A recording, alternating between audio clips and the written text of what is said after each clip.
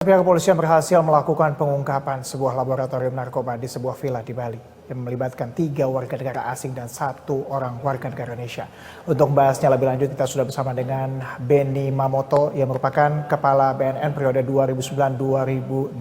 Selamat sore Pak Benny. Pak Benny, ini kan sebenarnya kalau kita lihat pengungkapan narkoba di Bali itu bukan sesuatu yang mengagetkan. Tapi kemudian ada lab, kita melihat begitu komprehensifnya. Tadi di dalam ada kemudian ganja hidroponik, ada juga sejumlah bahan baku yang mencapai ratusan liter, kalau kata puluhan liter kalau kata polisi. Apakah kemudian ini sebenarnya sudah lamakah hal-hal ini terjadi di Bali atau ini adalah hal yang cukup baru?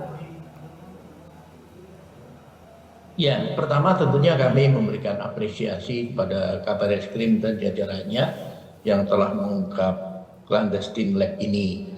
Jadi perlu disampaikan bahwa modus-modus clandestine lab ini ada berbagai macam. Pertama skala besar dulu, kita waktu itu kan diungkap di Cikande, itu dideteksi sejak mesin itu dikirim masuk Indonesia.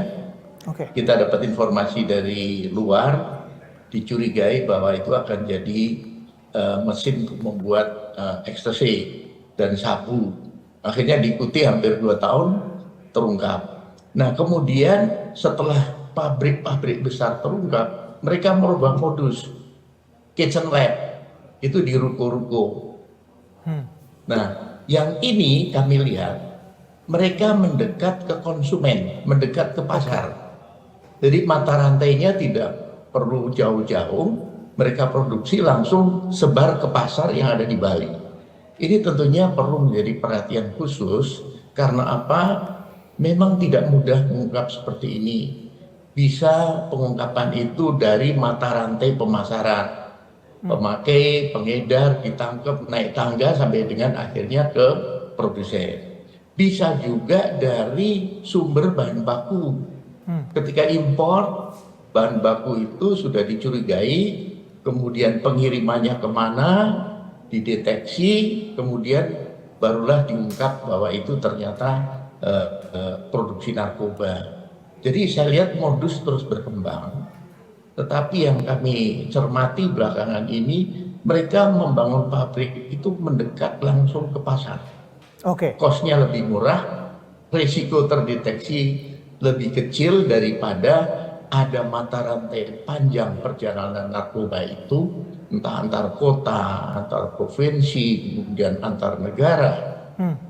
Potensi tercium itu lebih besar. Nah ini tentunya perlu diwaspadai, mungkin tidak hanya satu, mungkin juga ada tempat lain.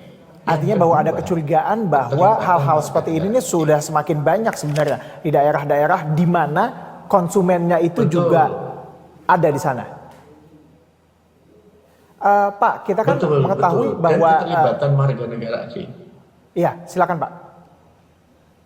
Jadi keterlibatan warga negara asing ini juga perlu diwaspadai. Waktu Cikande itu juru masaknya yang bikin itu warga negara asing, semua warga negara asing.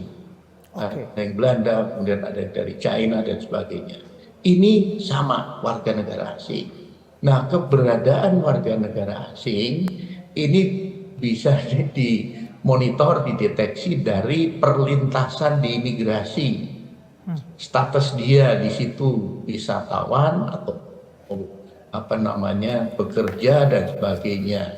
Oleh sebab itu pengungkapan ini tentunya juga dilakukan bersama-sama dengan bea cukai dan imigrasi. Karena dengan mendeteksi keluar masuknya orang ini, keberadaan di Indonesia berapa lama dan sebagainya, nanti bisa diidentifikasi lah. Baik, Pak Benny, ini yang cukup mengagetkan adalah bahwa ada warga negara asing yang terlibat yang bekerja sama dengan warga negara Indonesia. Apakah ini membuktikan dan juga memperlihatkan ke kita bahwa jaringan-jaringan narkoba Indonesia ini sangat terkoneksi dengan jaringan narkoba internasional dan kemudian aksesnya juga semakin mendekat ke Indonesia, yang artinya bahwa Indonesia ini adalah pasar yang besar, Pak, kalau misalnya mereka membuatnya di sini? Betul. Jadi ketika kami di BNN dulu mengungkap sindikat Iran, ketika tersangka utamanya diburu masuk red notice Interpol, ditangkap di Bangkok, kami terbang ke sana diberi akses. Ketika saya interview, dia mengatakan, Pak, saya orang bisnis, saya melihat Indonesia adalah pasar potensial Oke. untuk narkoba karena permintaannya tinggi dan harganya bagus. Nah, statement inilah yang menunjukkan bahwa sindikat internasional melihat Indonesia demikian. Nah, ketika mereka mengimpor dari luar, risikonya bisa terdeteksi ketika di bea cukai. Maka lebih memilih produksi saja di sini supaya bisa langsung dipasarkan gitu. Baik, oke. Pak, yang menarik juga sebenarnya dari pengungkapan ini kita juga sudah melihat bahwa sebenarnya laporan sudah banyak sekali Pak di Bali terkait dengan banyaknya kemudian warga negara asing yang mengedarkan, setidaknya kalau tidak untuk memproduksi, mengedarkan, dan itu ada simbol-simbol yang sangat ketara dan itu menjadi simbol-simbol apa ya, sales bagaimana kemudian mereka mendistribusikan narkoba di sana. Kalau untuk pengungkapan warga negara asing kita lihat bahwa yang membawa itu kasusnya cukup banyak. Tapi dengan angka sebesar ini dan juga membuat pabrik di Indonesia, apakah artinya bahwa kita kecolongankah atau ini sudah sistemik? Memang kita berkejaran dengan kecepatan perubahan modus. Ini kita harus menyesuaikan terus, mengantisipasi terus. Oleh sebab itu diperlukan sinergi kolaborasi antar kementerian lembaga. Dari sisi misalkan importasi barang, itu ada bea cukai, ada Kementerian Perdagangan dan sebagainya, ada Badan POM dan sebagainya. Kemudian juga di perbatasan, di situ ada interdiksi, di situ ada di pelabuhan udara, pelabuhan laut, kemudian ada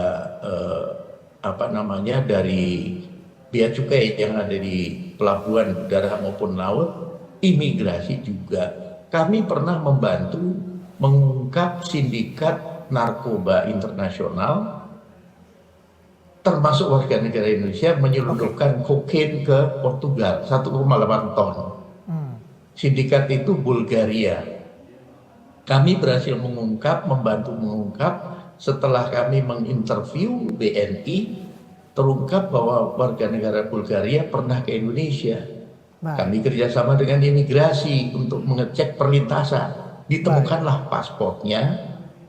Ketika kami kirim ke Portugal, akhirnya terungkap sindikat itu sindikat Bulgaria, begitu.